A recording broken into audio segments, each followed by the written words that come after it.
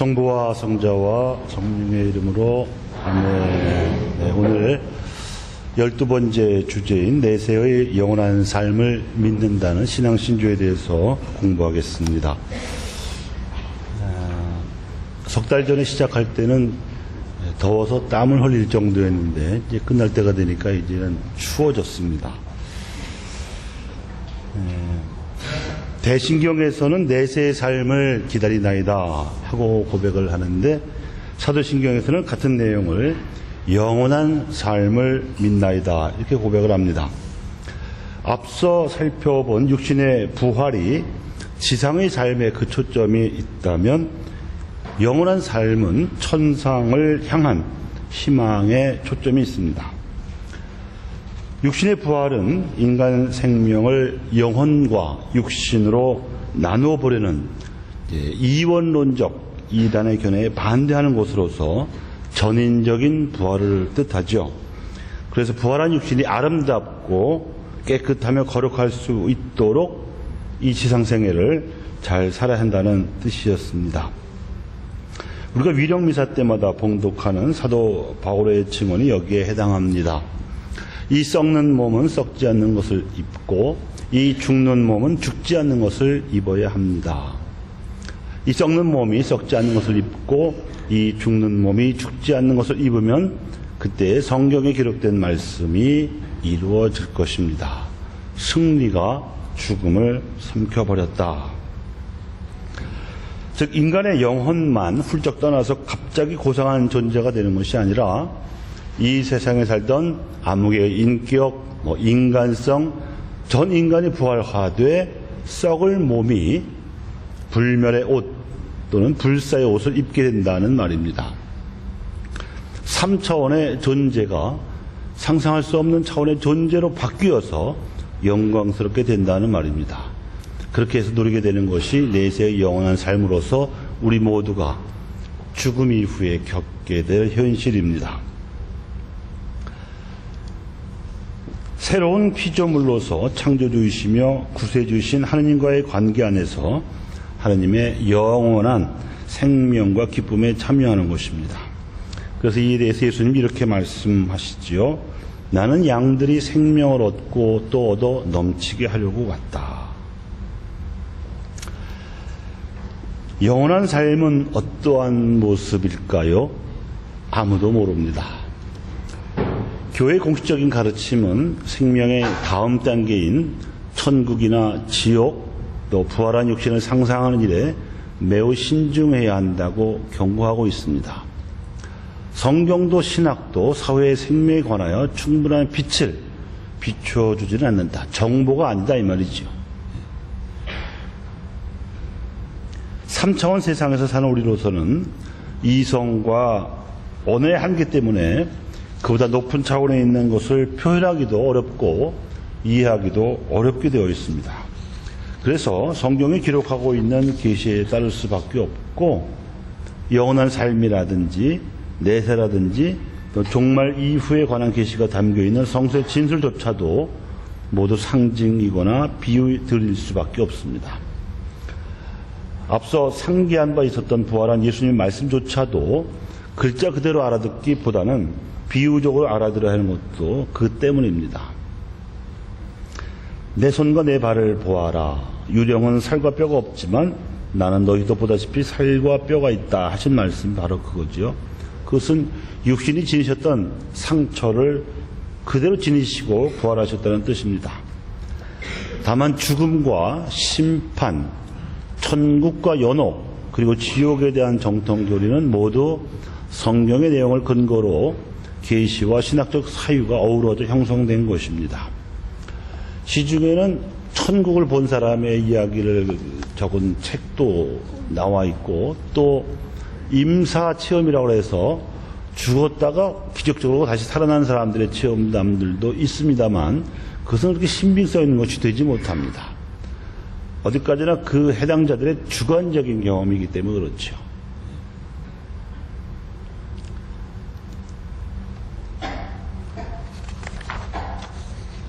종말에 대한 성경의 가르침은 대부분 상징과 비유로 알아들어야 한다고 말씀을 드렸습니다. 이미 살펴본 바도 있지만 예수님께서도 하느님 나라에 대해서는 언제나 비유를 들어서 말씀하셨습니다. 씨 뿌린 사람의 비유에서는 하느님 나라의 씨앗들이 길바닥이라든지 가시덤불 속이라든지 돌 위 같은 데 떨어진 경우에는 별 열매를 맺을 수가 없었고, 좋은 땅에 떨어진 씨앗이 30배, 60배, 100배의 풍성한 열매를 맺는 것처럼 우리들의 영원한 삶도 현세에서 어떻게 씨가 뿌려지냐에 따라서 그렇게 달라질 것입니다. 또 겨자씨에 비유에서도 말씀하셨듯이 우리 눈에는 작아 보이는 시작이 하느님의 배려와 그리고 성인들의 통공에 의해서 아주 온 반죽을 부풀릴 만한 큰 결과로 나타날 수 있다는 말씀도 하셨고요. 누룩의 비유 역시 마찬가지입니다. 그리고 포도원 일꾼의 비유처럼 누구도 소외되지 않고 필요한 구원을 얻게 되리라는 보장도 하셨습니다. 예수님은 하느님 나라에 대한 비유만 드신 것이 아니라 지옥에 대해서도 말씀을 하신 바가 있습니다. 그때는 불 붙는 지옥, 유황불, 구더기 이런 등등의 표현을 쓰셨는데, 이 세상에서처럼 실제로 존재한다는 뜻이 아니라 그만큼 고통스럽다 하는 뜻입니다. 그러니까 제발 지옥 가지 마라, 죄짓지 마라, 그런 말씀이죠. 3차원 공간인 이 세상을 살아가는 인간이 4차원 이상인 저 세상을 짐작하고 표현하는 방식은 한계를 가질 수밖에 없습니다. 그래서 분명한 개념으로 설명하기보다는 상징 언어로 묘사할 수밖에 없고, 그 증인의 진실성에 따라서 우리가 믿는 것이지요. 그리스도인은 자신의 죽음을 예수님의 죽음과 연결시킵니다.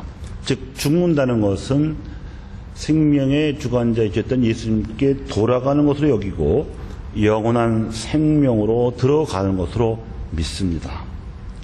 교회는 병자 성사를 통해서 죽음을 앞둔 그리스도인에게 죄를 용서해 주시는 그리스도의 사죄 말씀을 마지막으로 들려주고 힘을 북돋아주는 도유로 날인하며 여행을 위한 양식인 노자성체로 그리스도를 모시게 해서 다음과 같이 평안을 빌어줍니다.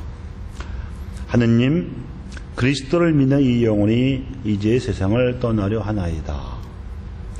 이 영혼을 창조하신 전능하신 천주 성부님, 이 영혼을 받아들이소서. 이 영혼을 위하여 순환하신 천주 성자 예수 그리스도님, 이 영혼을 받아들이소서. 이 영혼을 찾아오신 천주 성령님, 이 영혼을 받아들이소서. 오늘 이 영혼에게 평화를 주시고 거룩한 시온에서 주님을 우러러 배우며 길이 살게 하소서. 천주의 성모 동정 마리아와 성 요셉과 모든 천사와 성인과 함께 영원한 행복을 누리게 하소서. 일찍이 흙으로 만드신 이 교회를 주님께 돌아가게 하소서. 성모 마리아와 모든 천사와 성인들이 세상을 떠나 주님께로 돌아가는 이 교회를 즐거이 맞아들이게 하소서. 구세주신 주님을 배우며 영원히 하느님을 직접 배웁게 하소서. 이른바 선종을 위한 기도입니다. 인간의 본성으로야 죽음이 작별이기 때문에 슬플 수밖에 없지만, 신앙으로는 그것은 하느님을 만나는 행복의 기회이기 때문에 이런 기도를 바칠 수 있는 것입니다. 죽음의 때는 개인의 지상생애가 종말을 고하는 시간입니다. 죽음은 그리스도 안에서 드러난 하나님의 은총을 받아들이거나 거부할 수 있는 인생의 끝입니다. 신약 성경에서는 마지막 때를 역사의 종말로만 설명하는 것이 아니라 개인 생애의 종말로도 설명합니다. 그래서 심판도 종말에 이루어질 최고의 심판도 공심판과 사심판으로 나누어서 이루어진다고 가르칩니다. 부자와 라자로의 비유에서도 이 두 사람이 각각 배별적으로 심판을 받았음을 알 수 있고요. 또 예수님과 함께 십자가에 못 박혔던 강도 중에 한 사람은 바로 그 즉석에서 오늘 너는 나와 함께 낙원에 들어갈 것이다 하는 심판의 말씀을 듣기도 했지요. 그 밖에도 다른 여러 대목들을 보아서도 사람에 따라 서로 다룰 수 있는 영혼의 궁극적 운명에 대해서 이야기합니다. 40-50년 동안 선정 봉사만 하신 수사님이 계십니다. 그분이 당신의 체험을 이야기하시는데 수도 없이 많은 사람들이 죽음을 함께 했는데 똑같이 죽는 경우가 단 한 건도 없었다고 합니다. 살아온 인생에 따라서 또 믿음의 깊이에 따라서 죽음을 받아들이는 태도가 그렇게 다 달랐다는 거죠. 마찬가지로 죽음 이후의 운명도 똑같지 않을 것입니다.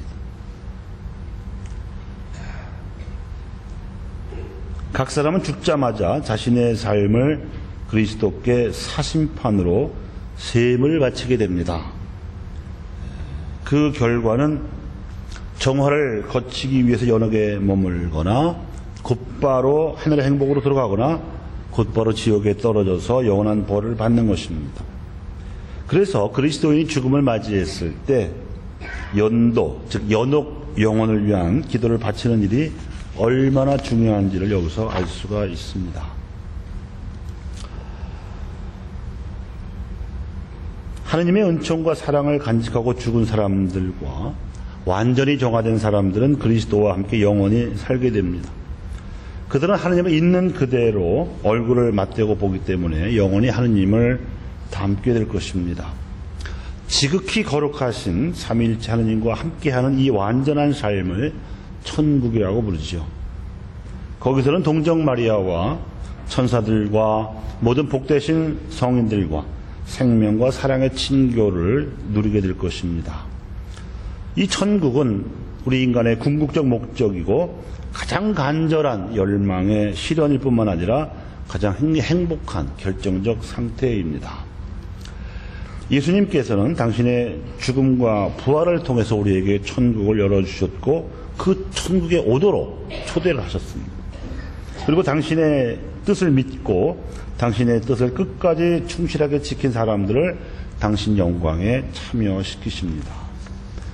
그래서 천국은 그리스도와 온전히 한 몸이 된 모든 사람들의 복된 공동체이지요. 이것이 우리의 목표입니다.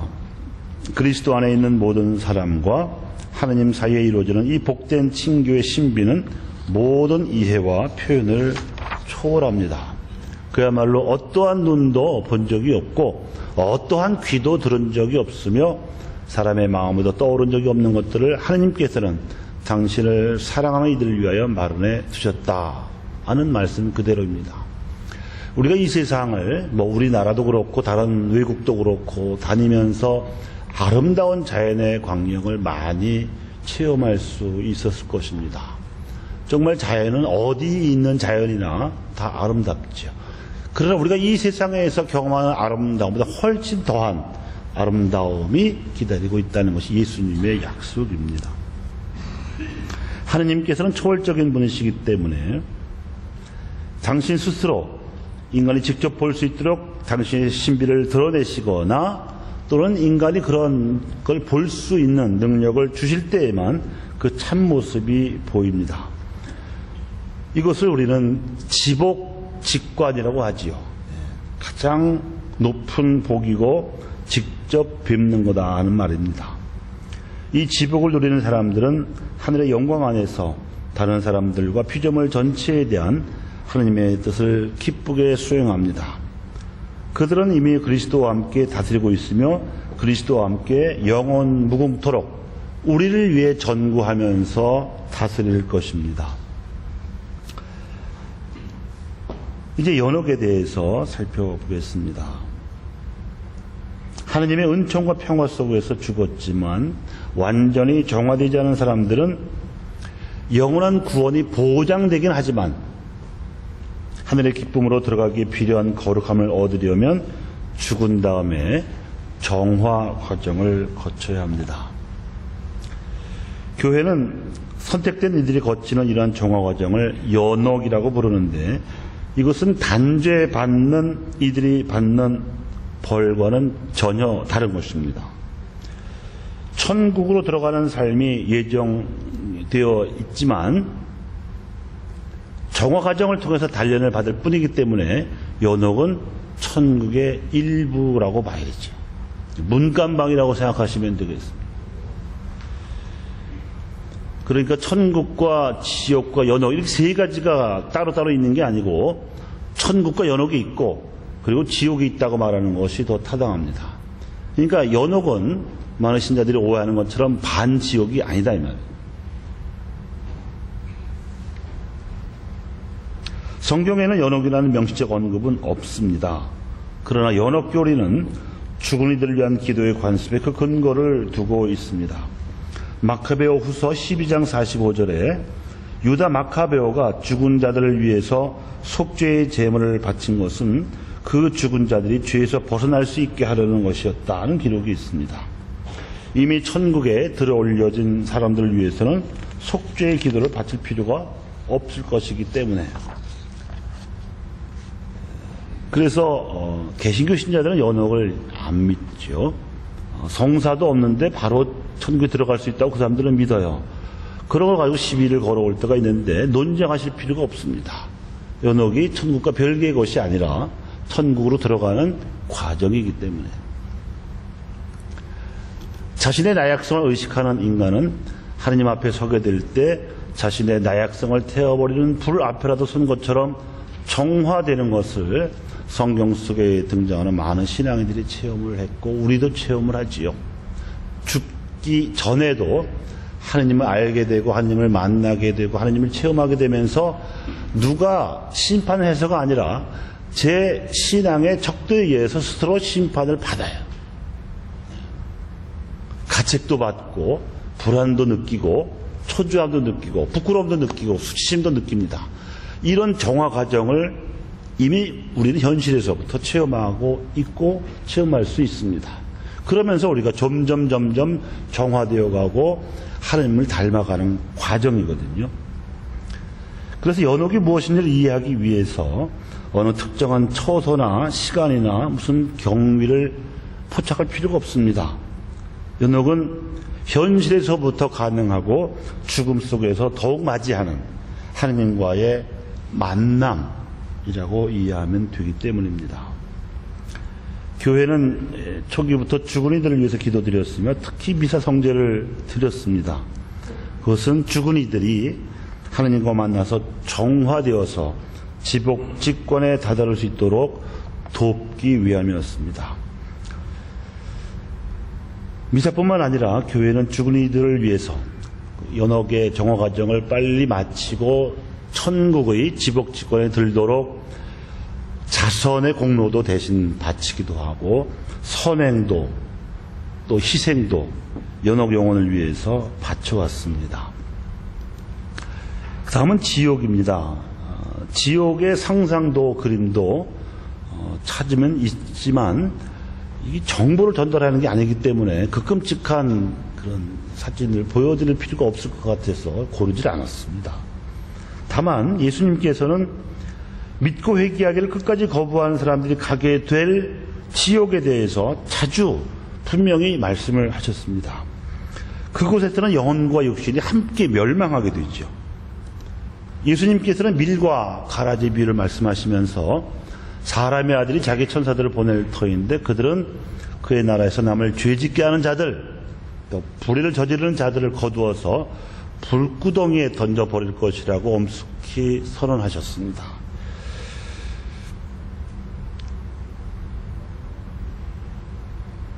지난 강의 어느 시간에서도 말씀드린 기억이 있습니다만 밀과 가라지의 이 비유는 심판과 이 지옥에 관한 교리에 있어서 아주 유효합니다. 즉 우리는 가라지와 같은 사람들도 만나게 될 수 있고 가라지 같은 사건도 겪을 수 있고 또 내 마음 안에 누가 심어놓지 않은 어떤 자만심이라든지 유혹 같은 가라지들 얼마든지 만날 수가 있는데 그때 제일 좋은 방법은 내버려 두는 거라고 그랬죠. 그래서 냅도가 제일 수행하기 어려운 도라는 말씀까지 드렸는데 내버려 두면 하느님이 천사들 시켜서 다 알아서 정리하십니다. 우리는 오로지 선을 붙잡고 버티기 하면 되는 거예요. 그런 가라지 때문에 내 미리 상하게 할 필요가 전혀 없다 이 말이죠. 기도하다가 분심이 드는 것도 일종의 가라지 작용일 수 있습니다. 내가 만든 분심이 아니라면 분심이 들거나 말거나 그건 내가 처한 게 아니니까 지가 알아서 나갈 때까지 내버려 두고 나는 애초에 뜻을 두었던 지향에 충실하고 기도하면 그뿐이에요. 그럼 나머지 하느님이 알아서 마무리하시는 겁니다.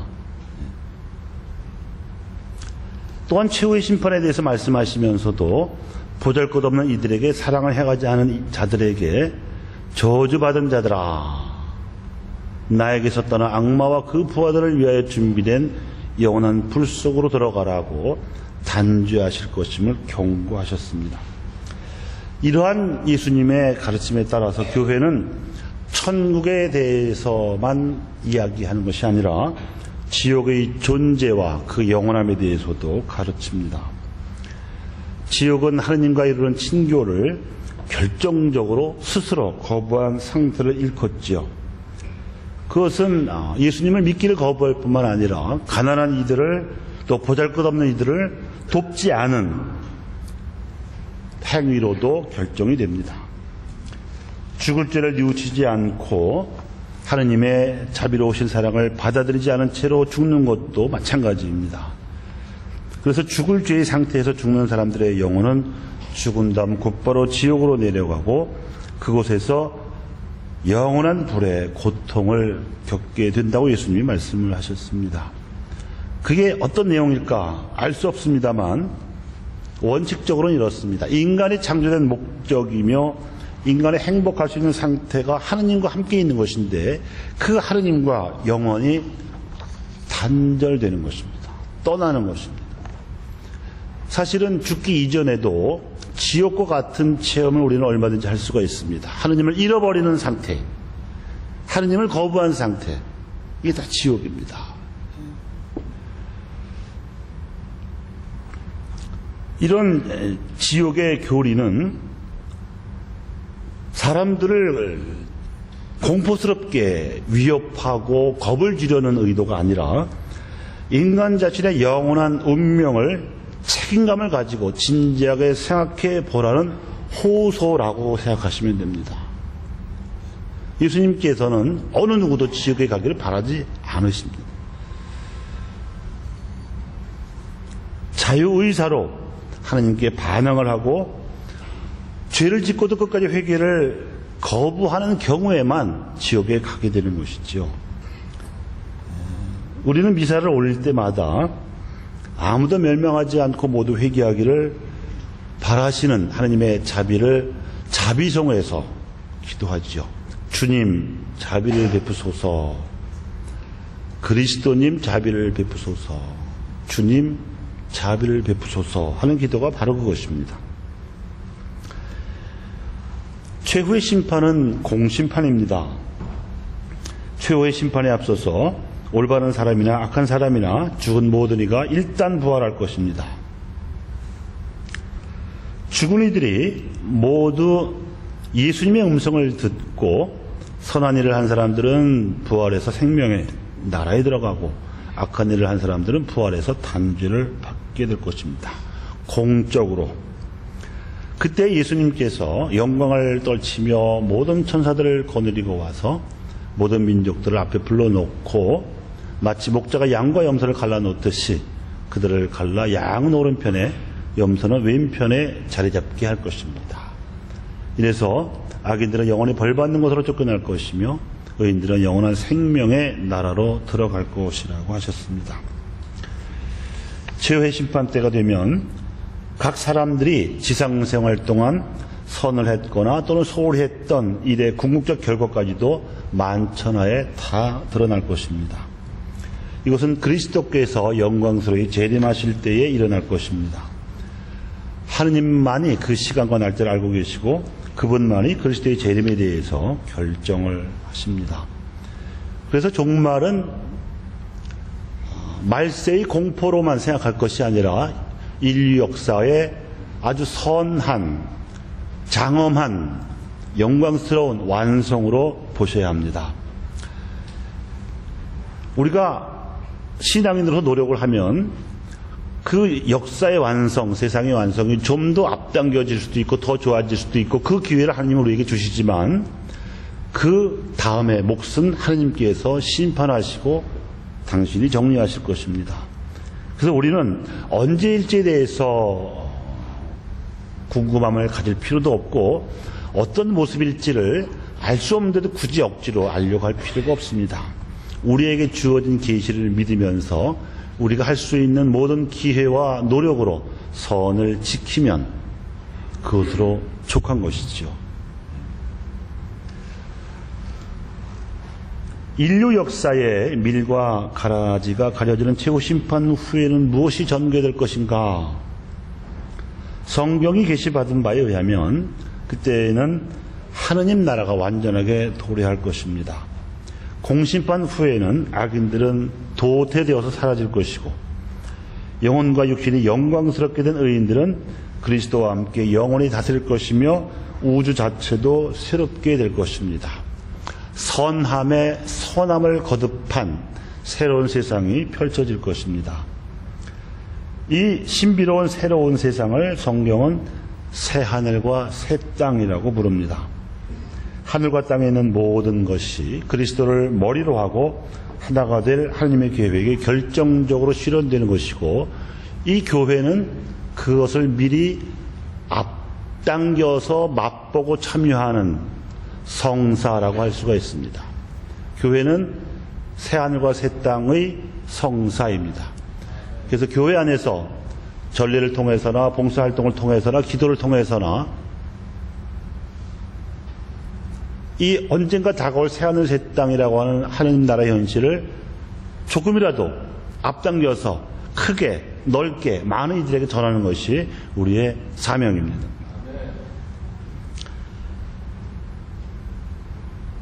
하나님께서는 모든 것이 새롭게 된 하늘의 예루살렘에서 사람들 사이에 거처하실 것입니다. 그리고 사람들의 눈에서 모든 눈물을 씻어주실 것이고 죽음도 없애고 슬픔도 울부짖음도 고통도 없을 것입니다. 묵시록 21장 4절의 말씀입니다. 역사의 완성에 대한 이런 성경의 계시를 해석하자면 이렇습니다. 이 완성은 인간의 창조 때부터 하나님께서 원하셨던 인류일치가 궁극적으로 실현되는 것으로 볼 수가 있습니다. 이것을 향해서 교회는 순례하는 나그네라고 말합니다. 순례하는 나그네로서 교회가 이미 여기서부터 하나님의 뜻을 실천하는 모든 것들, 생명을 수호한다든가 환경을 보존한다든가 가난아이들을 복음화시킨다든가 하는 일상적인 주변 환경의 복음화에서부터 시작을 해서 국제평화, 인류 공동체에 이르기까지 복음화를 위한 교회의 온갖 노력이 지향하는 바가 바로 여기에 있습니다. 하나님 나라를 앞당기는 것, 새하늘과 새 땅을 미리 보여주는 것. 제2차 바티칸 공의회가 이 목표를 이렇게 내다봤습니다. 인류의 빛은 그리스도이시다. 그러므로 성령 안에 모인 이 거룩한 공의회는 모든 사람에게 복음을 선포하며 모든 사람을 교회 얼굴에서 빛나는 그리스도의 빛으로 비춰주기를 간절히 염원한다. 교회는 그리스도 안에서 성사와 같다. 세상 사람들에게 보이지 않는 그리스도를 보여주는 성사가 교회다 이 말이죠.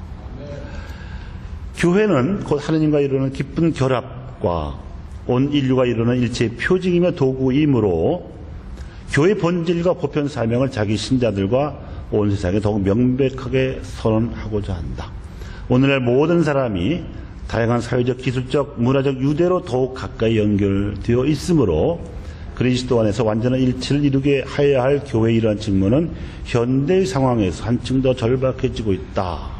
이게 교회 현재 1항의 가르침인데, 교회가 그리스도의 정사이지만 또 하나님 나라의 정사이지만 세상 사람들은 건물밖에 못 봅니다. 성당, 예배당. 결국 세상 사람들에게 보여지는 교회의 모습은 신자들일 수밖에 없습니다. 신자들의 삶이 아직 믿지 않는 세상 사람들에게는 하나님 나라를, 그리스도를 보게 해주는 성사다 이거죠. 그래서 예수님께서 산상설교에서 말씀하시기를 피조물로 상을 만들어서 자꾸 뭘 보려고 하지 말고 세상 사람들에게 너희의 착한 행실로 세상 사람들이 하나님을 찬양하게 하라고 하셨습니다. 세상에서 살아가는 신자들의 착한 행실이야말로 하나님 나라를 보여줄 수 있는 유일한 길입니다.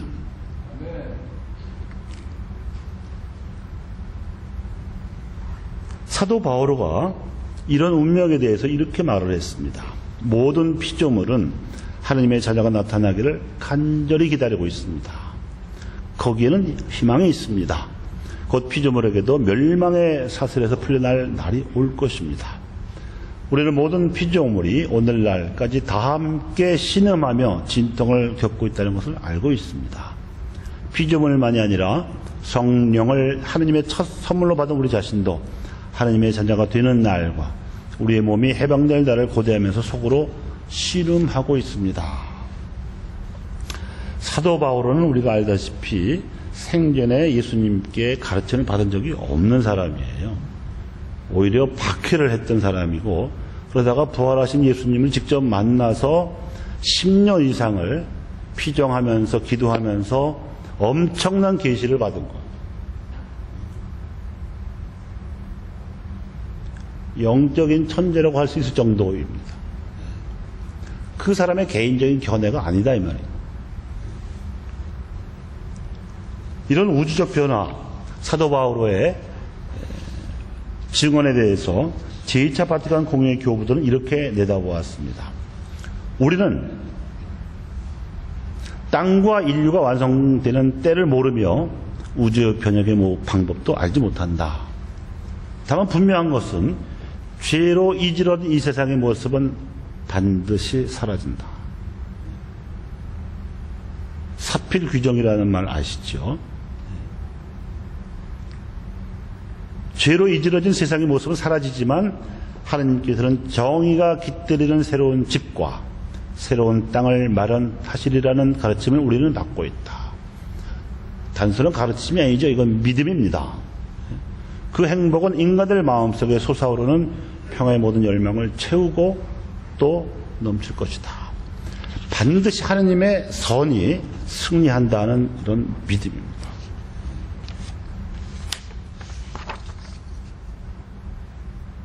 그러나 아직 이 세상은 하나님의 선이 가득 차 있지를 못하고 그것을 시기하고 저항하는 악이 또 사람들을 유혹하고 어느 정도 지배하고 있습니다.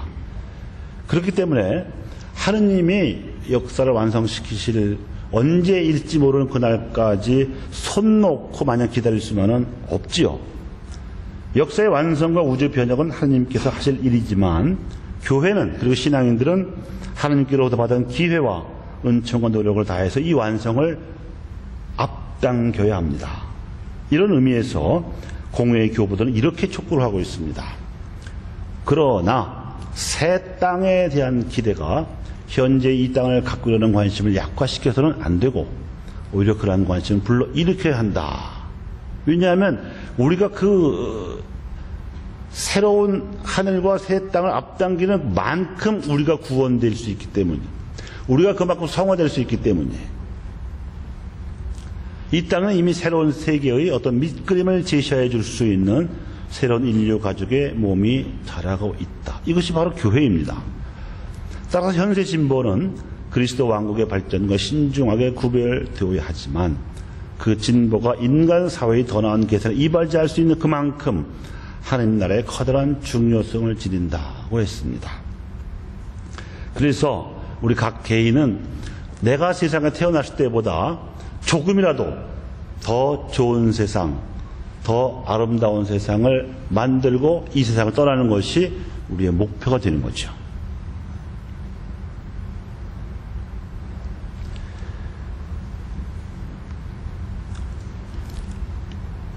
공의는 이에 대해서 이렇게 결론을 내고 있습니다. 인간의 존엄과 형제적 친교와 자유의 가치들, 곧 우리 본성과 노력의 훌륭한 열매인 이 모든 것을 주님의 성령 안에서 주님의 명령에 따라 지상에 널리 전파한 다음 그리스도께서 성부께 보편되고 영원한 나라, 진리와 생명의 나라, 거룩함과 은총의 나라, 정의와 사랑과 평화의 나라를 돌려드릴 것이다. 이게 지난 주일 그리스도왕 대축일의 감사성의 표현이었습니다.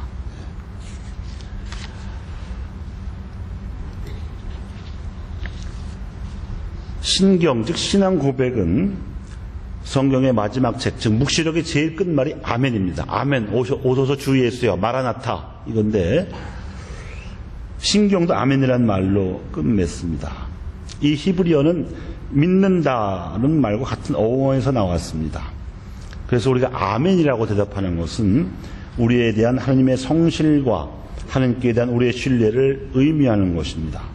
그러니까 신경을 마치면서 하는 아멘은 신경을 시작하면서 했던 저는 믿나이다 라는 말마디를 되풀이하고 확인하는 것이다, 이렇게 볼 수 있습니다.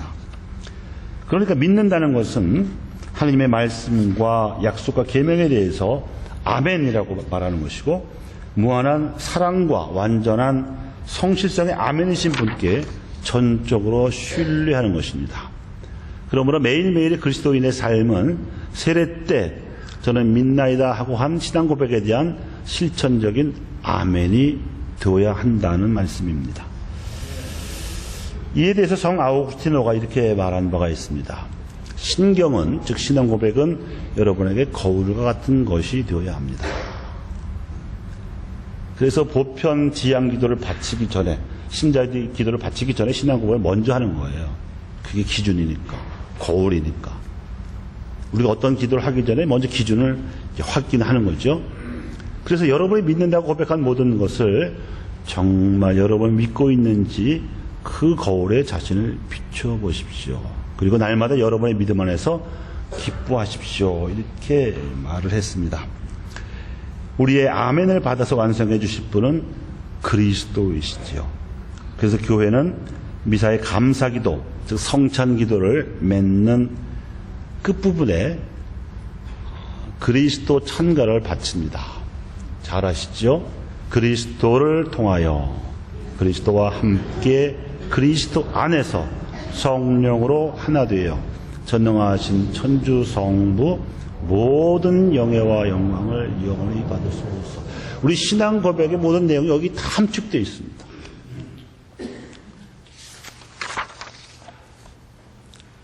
이렇게 지금까지 대신경과 사도신경에서 고백하는 12신앙 신조를 차례로 살펴보았습니다.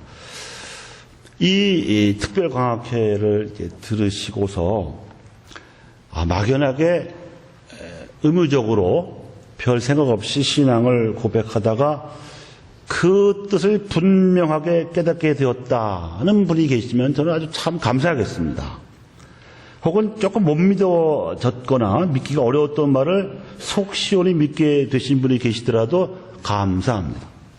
적어도 우리가 신앙 진리로 고백하는 바가 그리 만만한 내용이 아니라는 것, 신구약 성경의 핵심을 간추려서 믿음을 고백하는 것이라는 것을 확인하게 되었기를 바람하지 않습니다. 믿는다는 것은 자신이 믿는 바의 근거를 스스로 설명할 수 있고 증언할 수 있어야 합니다. 하나님께 대한 믿음과 그 믿음으로부터 나오는 행위와 희망의 근거를 스스로 증언할 수 있어야 하고 다른들 앞에서 말을 건넬 수도 있어야 하지요. 이에 대해서 일찍이 사도 베드로가 이렇게 권고한 바가 있습니다. 여러분의 마음속에 그리스도를 주님으로 거룩히 모시십시오. 여러분이 지는 희망에 관하여 누가 물어도 대답할 수 있도록 언제나 준비해 두십시오. 그러나 바른 양심을 가지고 온유하고 공손하게 대답하십시오. 이것이 그리스도교 교리 교육의 모토입니다. 그런데 생각하지 않은 것을 말할 수도 없는 거고요. 믿지 않는 것을 행할 수가 없는 법입니다. 믿을 교리를 주제로 한 이번 특별 강학기는 교리 신학 혹은 교의 신학 강좌였습니다. 그런데 신학은 신학자나 사제들의 전유물이 아닙니다. 우리 신앙에 하나님께서 존재하시는 의미, 우리 삶의 의미, 또 살아감의 의미를 담아낼 만큼의 신학은 평신도 여러분들에게도 필요하다고 저는 생각합니다. 신앙인으로서 세상을 바라보는 시선의 근거를 스스로 마련할 정도의 생각, 사고력은 신앙인들에게도 있어야 한다고 저는 생각합니다. 적어도 평신도 여러분들이 세상에서 각자 발휘하고 있는 직업적 전문성과 균형은 맞춰야 된다. 불균형은 시정돼야 한다고 저는 생각을 합니다. 신앙생활이 그저 한가한 이들을 위한 게 아니듯이 신학 역시 한가한 이들을 위해서 생겨난 학문이 아닙니다.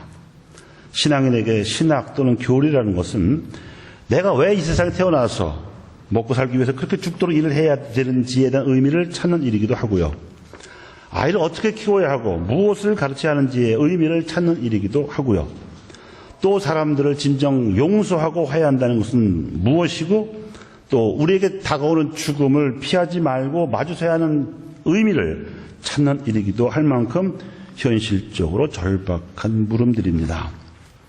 이것은 좀 더 부연하자면 왜 핵발전소가 위험한지, 왜 흘러야 할 강이 가로막혀서는 안 되는지, 왜 국가 권력이 사유화되어서는 안 되고 왜 국가기관이 헌법과 민주주의를 훼손시켜서는 안 되는지에 대한 의미, 또 왜 노동자가 함부로 해고돼서는 안 되고 부당한 자본 세력에 무릎을 꿇지 않아야 하는지 의미를 묻는 것과 하등 다를 바 없는 절박한 실존적 물음들이기 때문입니다.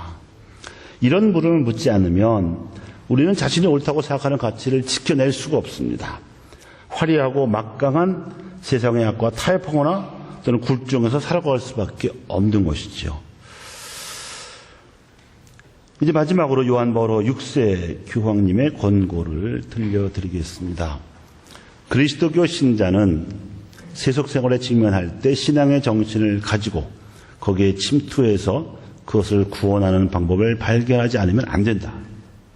그리스도교 신자는 매일 자신이 직면하는 수많은 문제에 대해 어떠한 태도를 취할 것인가 또는 어떻게 훌륭한 신자인 동시에 훌륭한 현대인이 될 수 있는가를 자기 자신이 결정하지 않으면 안 된다고 말씀하신 것을 여러분에게 드립니다.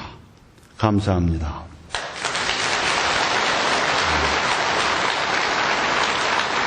성부와 성자와 성령의 이름으로 아멘. 고맙습니다.